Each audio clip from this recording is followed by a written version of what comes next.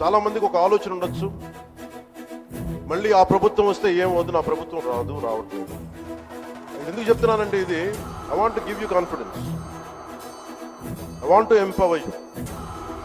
ఎందుకంటే మేమందరం ఇంక సహించడానికి సిద్ధంగా లేవు. ఇక్కడ ఈ కూటమి ప్రభుత్వం 15 తక్కువ మేము మాట్లాడుకుంది 15 నుంచి 20 ఏళ్ళు ఉండాలి. ఎందుకు అనుకున్నామంటే ఆంధ్రప్రదేశ్ వికసిత్ ఆంధ్రప్రదేశ్గా ఉండాలి, వికసిత్ భారత్లో భాగంగా ఉండాలి. అంటే ఈ ఐక్యత చెడగొట్టే పరిస్థితుల్లో నేను లేను, ఎవరం కూడా లేవు.